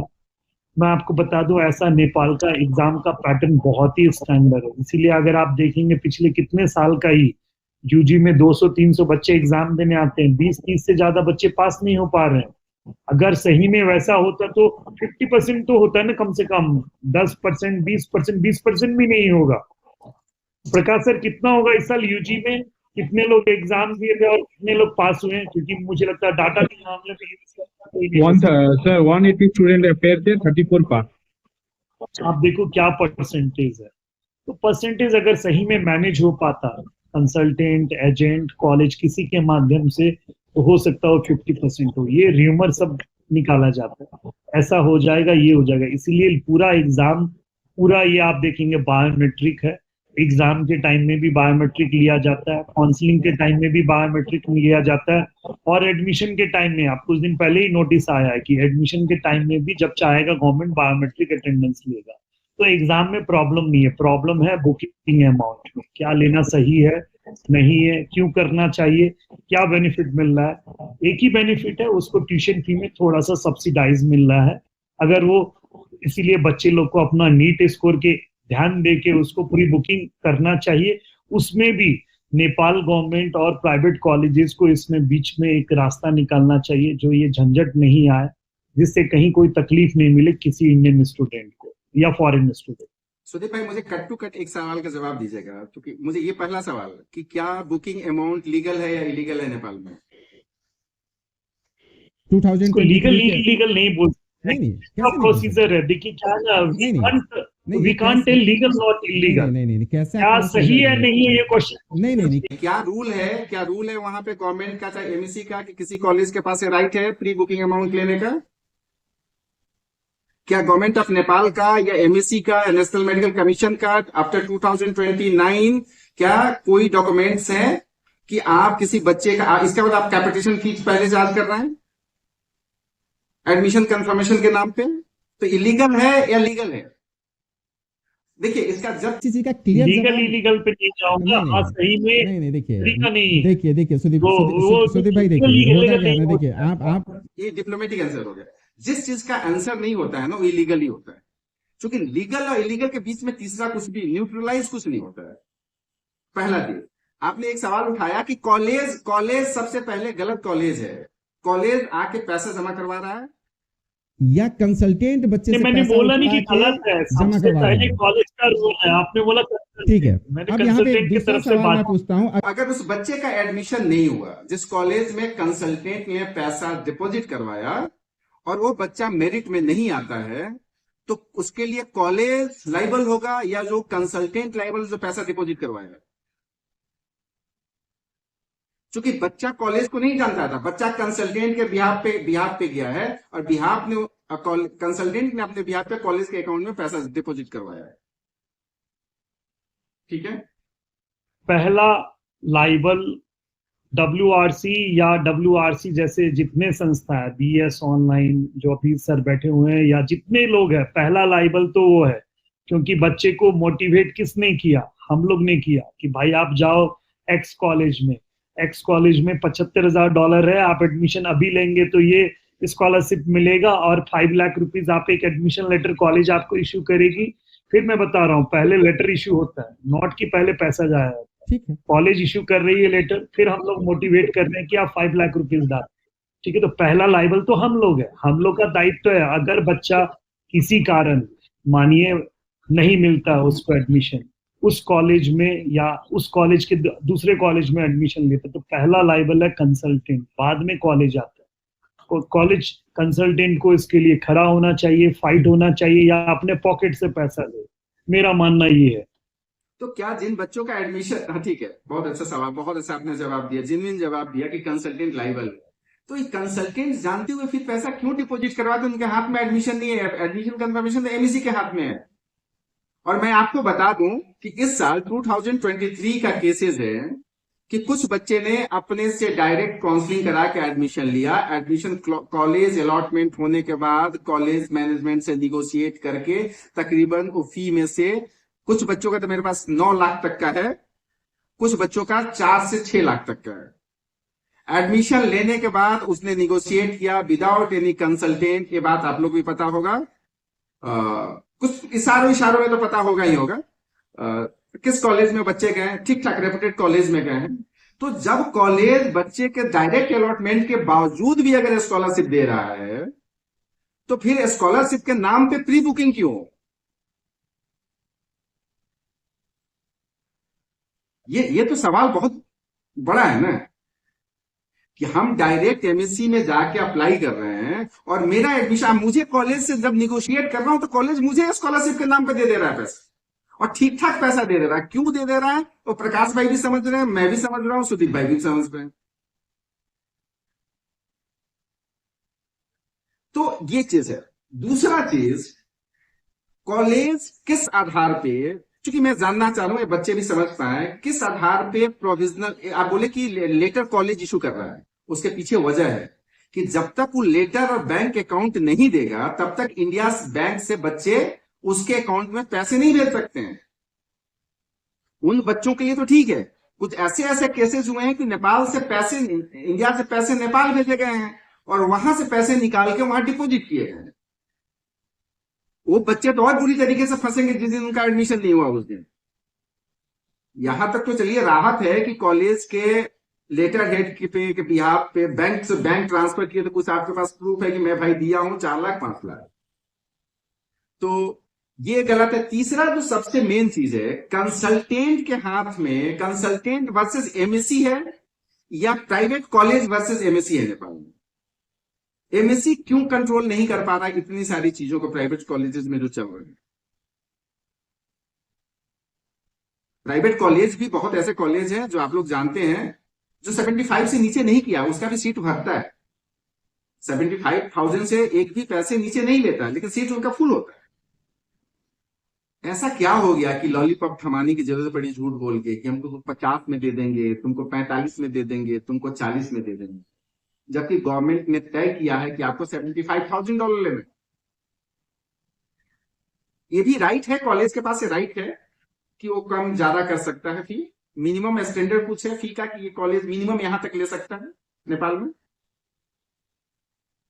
सुदीप भाई, क्या मिनिमम फी लेने का कोई रूल्स है नेपाल में कि कॉलेज कितना मिनिमम फी? मेरे लिए क्वेश्चन है या प्रकाश सर के लिए है? थोड़ा उनको भी दीजिए बात करने के लिए, हम लोग चांस ही नहीं दे रहे। मैं तो दोनों का नाम बोल रहा हूं, फिर प्रकाश जब नहीं बोल रहे हैं तब फिर मैं आपके तरफ हो जा रहा हूं। प्रकाश, क्या है रूल्स? क्यों कॉलेज कम ज्यादा कर देता है? हम देंगे sir, end of the conclusion में देंगे सर।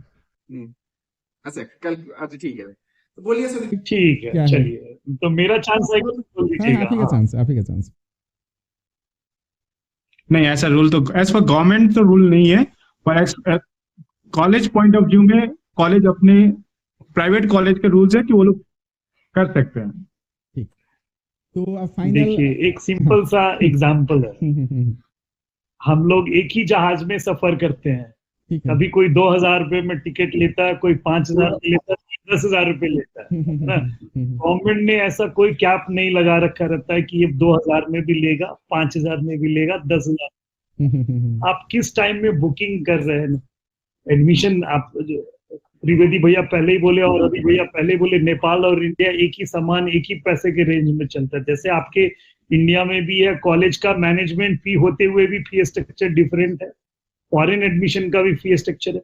नेपाली बच्चे के लिए फिक्स फी है, आउटसाइड वैली बिफोर और इनसाइड वैली, मीन्स काठमांडू के अंदर और काठमांडू के बाहर। ये फॉरेन स्टूडेंट का एक कॉलेज के पास राइट है कि वो फ्री में भी पढ़ा सकता है या आपको वो कम करके भी दे सकता है, हाँ, बट ज्यादा नहीं ले सकता। जो कैप लगा हुआ है $75,000 का, वो 75,000 से ऊपर नहीं लग सकता। तो वही आप समझना पड़ेगा बच्चे, क्योंकि हम एक ही जहाज में सफर कर रहे हैं।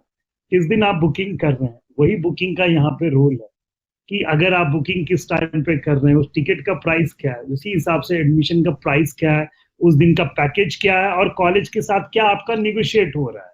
सिंपल सा, एकदम सिंपल। कोई पेरेंट्स जो एक रहते हैं आम सवाल में, वो क्या ये निगोशिएट करने के लिए, सुदीप भाई इसको भी क्लियर कर दे दीजिए कि अगर मैं, कोई पेरेंट्स है जो आपने बोले कि कॉलेज कोई भी फी निगोशिएट कर एग्जेक्टिव फ्री में भी पढ़ा सकता है, तो क्या ये निगोशिएट करने के लिए पेरेंट्स डायरेक्ट कॉलेज से जाके निगोशिएट कर सकता है कि उसको निगोशिएशन के लिए भी कंसल्टेंट की जरूरत पड़ेगी? विदाउट कंसल्टेंट भी कर सकता है क्या निगोशिएशन? सर, कोई कंसल्टेंसी का कहीं जरूरत नहीं होता है। किसी भी कंट्री में, किसी भी एडमिशन कॉलेज में कंसल्टेंसी का जरूरत ही नहीं है। कंसल्टेंसी हम लोग क्या है, अवेयरनेस लेके आते हैं। हम लोग का काम है अवेयर करना बच्चे को, जो बच्चे अब इतने दूर इंडिया से यहाँ आएंगे और उनको कहाँ रहना, कैसे रहेंगे, क्या प्रोसीजर रहेगा, अवेयरनेस कर रहे हैं।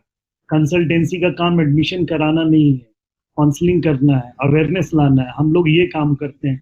वो चाइना में हो या इजिप्ट में हो या रशिया में हो, कंसल्टेंट एडमिशन नहीं कराते हैं। उसका एक प्रोटोकॉल है। इजिप्ट में भी कंट्री, उसके एम्बेसी ने एक निकाल के रखा है कि इस टाइम में आप करिए। हम लोग क्या कर रहे हैं, उसको एक थोड़ा सा आसान वे से थोड़ा सा कर रहे हैं, जिससे थोड़ा कम से कम तकलीफ आए, मुझे जहां तक लगता है। नहीं, इसमें तो आप बिल्कुल सही है।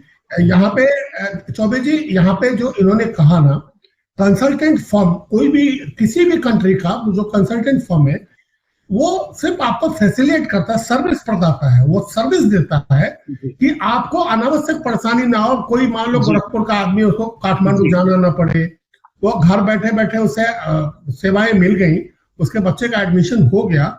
इसके एवज में वो कंसल्टेंसी फीस चार्ज करते हैं, जिसके लिए भारत सरकार टैक्स लेती है, जीएसटी भी लेती है। सवाल ये नहीं है, जो सवाल आप पूछ रहे हैं वो सवाल नहीं है। सवाल ये है कि क्या हमारे बच्चे नेपाल के कॉलेजेस में पढ़ने के बाद इंडियन लॉ को फुलफिल कर पा रहे हैं या नहीं, मूलभूत सवाल यही है। और हमें विषय से विषयांतर नहीं होना चाहिए। हमें सिर्फ यही, हमारा काम अगर अवेयरनेस का है, अगर हमारा काम यह है कि हम बच्चों को या पेरेंट्स को, जहां की हर पेरेंट वकील नहीं है, यह हमारे एनएमसी, नेशनल मेडिकल कमीशन की भी बहुत बड़ी कमजोरी है। भारत की जो स्वास्थ्य मंत्रालय है, जिसके अंतर्गत एनएमसी आती है, इसके जो अफसर हैं, तो अफसरों की तो बात छोड़िए, जो हमारे नेता हैं, जनप्रतिनिधि हैं, उन्हें भी इस बात पे अवेयरनेस फैलानी चाहिए कि कहां हम जाएं, कहां हम न जाएं। इसके लिए राजनीति बहुत होती है, कानून रोज बनाए जाते हैं, बिगाड़े जाते हैं। नेशनल मेडिकल काउंसिल अभी जो खेल रहा है 18 नवंबर 2021 के बाद, वो भारत के छात्रों को सिर्फ फुटबॉल खेला जा रहा है कि तुम इस पोस्ट से उस पोस्ट, उस पोस्ट से उस पोस्ट। कुछ भी कानून क्लियर नहीं है, कहीं कोई जवाब नहीं आ रहा है। आज आप national medical commission of India को कोई भी आरटीआई कीजिए, कोई स्पष्ट जवाब नहीं मिलेगा। आप किसी भी एम्बेसी में कोई भी अपना आरटीआई, राइट टू इंफॉर्मेशन का उपयोग करके 10 रुपए जमा करते हैं, आपको सही जवाब नहीं आता। आज सिचुएशन ये है फॉरेन एजुकेशन का कि कोई उसका माँ बाप नहीं है। अब भारत सरकार, माननीय प्रधानमंत्री मोदी जी क्या चाहते हैं, या हमारी भारत एनएमसी क्या चाहती है, ये कोई नहीं जानता। ये बस मुख्य कानून छा। नेपाल में एक कहावत कहा जाता है कि मुख्य कानून छा। तो अभी एनएमसी का भी जो बर्ताव है भारतीय छात्रों के प्रति, उन छात्रों के प्रति जो 75 लाख 1 करोड़ देके भारत के प्राइवेट मेडिकल एजुकेशन में नहीं सक्षम हो सकते हैं, उन्हें भी सपने हैं कि हम डॉक्टर बने। तो अब ये कह रहे हैं कि आप विदेश जाएं तो वहीं के होकर रह जाएं, आपको वापस नहीं आना पड़ेगा। अब जागृति हमें यह फैलानी है, बच्चों को यह बताना चाहिए, अभिभावकों को यह बताना चाहिए कि रियल कानून है क्या। क्या आपका बच्चा जिस भी देश में जा रहा है, क्या वो वहां का लाइसेंस लेने के अधिकारी है? क्या वो देश उसे उस देश का लाइसेंस दे रहा है या देगा? और देगा तो कितने लोगों को देगा? अगर हिंदुस्तान से 500 छात्र नेपाल में या बांग्लादेश में या कजाकिस्तान, उज्बेकिस्तान, किर्गिस्तान में जा रहे हैं, तो क्या 500 गुने 5 साल तो 2500 बच्चे, एक चेन चलेगा ये 2500 बच्चों का। तो हर साल क्या 500 बच्चों को दूसरे मुल्क की जो गवर्नमेंट है वो अपने बच्चों का अधिकार छीन के इनको प्रैक्टिस लाइसेंस देगी? और अगर वो नहीं देगी तो क्या भारत में उनको एक्सेप्ट किया जाएगा? तो भारत सरकार, सवाल यहां ये है कि भारत सरकार चाहती क्या है? कि हमारा ब्रेन ड्रेन हो जाए, हमारे बच्चे कहीं के न रह जाएं। और आज के इस माहौल में एनएमसी के साथ साथ हम भी उतने ही उत्तरदायी हैं। तो ये बड़ा सुलगता सा सवाल है। आज भारत सरकार के पास मुश्किल से 50,000 सीटें हैं गवर्नमेंट कॉलेजेस में, उनमें रिजर्वेशन है। तो कुल मिला के संकट की स्थिति तो बहुत है। आपने अभी नेपाल की बात करी, उसके इंफ्रास्ट्रक्चर की बात करी। दीपेंद्र चौबे जी, आप एक प्रसिद्ध आदमी है भारत के, रवि कौल साहब भी बहुत प्रसिद्ध आदमी है। सबों ने भारत के मेडिकल कॉलेजेस की दुर्दशा भी देख रखी है। क्या मैं आपसे सवाल पूछ सकता हूं कि क्या भारत के प्राइवेट मेडिकल कॉलेज कितने % है जिसमें की शिक्षा प्राप्त की जा सकती है? क्या भारत के जितने मेडिकल कॉलेज हैं उनमें क्लिनिकल के टीचर्स हैं? और नहीं है तो क्या दीवार से पढ़ेंगे बच्चे या यूट्यूब से पढ़ेंगे बच्चे? और फिर आज एक बहुत ही सुलगता सवाल है, जो भारत के जो डॉक्टर्स का जो एसोसिएशन है, उसने मेडिकल काउंसिल ऑफ इंडिया से ये सवाल पूछा है कि हमारे पास इंफ्रास्ट्रक्चर नहीं है, और इंफ्रास्ट्रक्चर का मतलब ना तो टीचर है, खास करके क्लिनिकल के, मेडिकल में 19 सब्जेक्ट, बिल्डिंग तो बना दिएगा, ओपीडी नहीं है, पेशेंट नहीं है, हमारे बच्चे प्रैक्टिकल्स नहीं कर पा रहे हैं, और अब आप एग्जिट ला रहे, नेक्स्ट वन लाओ, पास करो। ये तमाशा हो रहा है क्या मेडिकल शिक्षा में? क्या भारत सरकार ये चाहती है कि बच्चे डर जाए और बिना लड़े ही हार जाए? आज बड़े दुख के साथ मैं यह कहना चाहता हूं कि भारत के 70%, more than 70% private medical college के हाल पर रो रहे हैं। ना तो वहां क्लिनिकल के टीचर हैं, ना ही ओपीडी में पेशेंट है। होगा हमारे छात्रों का, हमारे पेशेंट्स का क्या हालत होने जा रहा है? उनके दुकान के बगल में कफन की दुकान खोली जाए तो वो ज्यादा चलेगी। रवि भी ये क्या कौन सा मेडिकल का सिस्टम बनाया जा रहा है? रवि अगर नक्कर खाने में तूती की आवाज है, वहां सभी अफसर बैठे। बिल्कुल। हाँ। रवि सर क्या त्रिवेदी जी बहुत सही जा रहे हैं। बिल्कुल। सबसे पहला सवाल कि नेपाल में जो जा रहे हैं उनका वापस आके क्या होगा? हाँ, वही पूछ रहा हूँ। और ये जो कह रहे हैं इंडियन मेडिकल कॉलेज का, इंडियन मेडिकल कॉलेज के पास मान लीजिए सारा इंफ्रास्ट्रक्चर है, लेकिन वो लोग प्रैक्टिकल ट्रेनिंग यानी वगैरह ये नहीं करवा सकते हैं। प्रॉब्लम है वो प्राइवेट है, और उनका जो पेशेंट इन्फो है जितना भी है, वो पेशेंट को हमारे स्टूडेंट के हवाले नहीं कर सकते हैं, क्योंकि वो उनकी मनी मेकिंग मशीन है। वो इंश्योरेंस का पेशेंट या करोड़पति है, प्राइवेट हॉस्पिटल में पैसे वाला जाता है, तो किसी पैसे वाले पेशेंट को स्टूडेंट के हवाले नहीं कर सकते, जहां तक मेरा मानना। इंडियन प्राइवेट कॉलेज में सबसे बड़ी समस्या यही है। आप देखेंगे पूरे इंडिया में, कश्मीर से कन्याकुमारी, इधर कौन सी जगह है और इधर गुजरात, सब जगह जाओ, हर जगह आप देखोगे डॉक्टर का बोर्ड बड़ा बड़ा, doctor XYZ MBBS from government university या गवर्नमेंट कॉलेज XYZ जगह, कोई गांव का भी होगा ना वो लिखा होगा। प्राइवेट कॉलेज का नाम अपनी डिग्री के साथ कोई नहीं लिखता। ऐसा क्यों है? क्योंकि इंफ्रास्ट्रक्चर होते हुए वो अच्छी शिक्षा नहीं दे सकते। ये एक हेल्थ सेक्रेटरी रिटायर हो गई थी, उन्होंने टीवी पे इंटरव्यू भी किया था इस प्रॉब्लम के बारे में। तो आज के पॉडकास्ट में आपने देखा कि नेपाल के बारे में बहुत सारी चर्चाएं हुई। कुछ ऐसे पॉइंट्स थे जो डॉक्यूमेंट्स के अभाव में आज उस पर चर्चा नहीं हो पाई, लेकिन आने वाले समय में मैं उस पर भी चर्चा करूंगा, और उस चर्चा के बाद आपको एक क्लियर हो जाएगा कि नेपाल में लाइसेंस टू प्रैक्टिस है या नहीं है। आज की इस चर्चा में हम लोगों ने बहुत सारी बातों को कवर करने का कोशिश किया, जिसमें आपका रिजर्वेशन अमाउंट जो बुकिंग था उस पर किया, इंडिया नेपाल का जो मेडिकल कॉलेज का इंफ्रा है या क्वालिटी एजुकेशन है उस पर हम लोगों ने बात किया। क्या वहां पे बच्चे जाके डिस्काउंट ले सकते हैं या कंसल्टेंट के थ्रू ही डिस्काउंट मिलेगा, उस पर भी आपने सभी एक्सपर्टों का राय सुना। सबसे बड़ी चीज इस पूरी की पूरी जो पॉडकास्ट है, इसको अगर 2 लाइन में समराइज करने की कोशिश किया जाए तो अगर आप नेपाल में पढ़ना चाहते हैं, एमबीबीएस करना चाहते हैं, आप कीजिए, आपको उसमें कोई दिक्कत नहीं। नेपाल में अच्छे कॉलेज भी हैं, बुरे कॉलेज भी हैं, ये तय करना आपकी जिम्मेवारी है।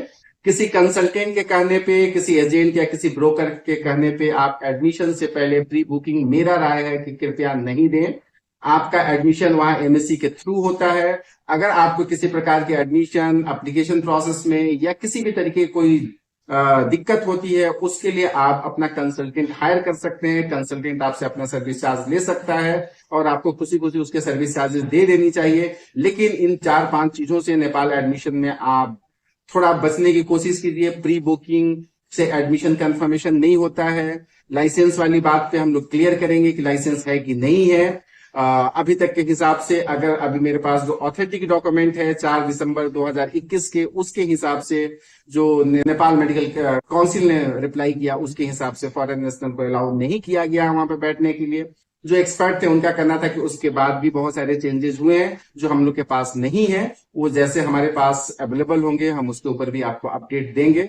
लेकिन आप एडमिशन से पहले प्री बुकिंग से बचिए। किसी स्कॉलरशिप के नाम पे या एडमिशन कंफर्मेशन के नाम पे आपका वहां नेपाल में एडमिशन एमईसी करता है, जिसका फुल फॉर्म होता है मेडिकल एजुकेशन कमीशन। वो आपको डेट निकालता है, उसका वेबसाइट विजिट करते रहिए।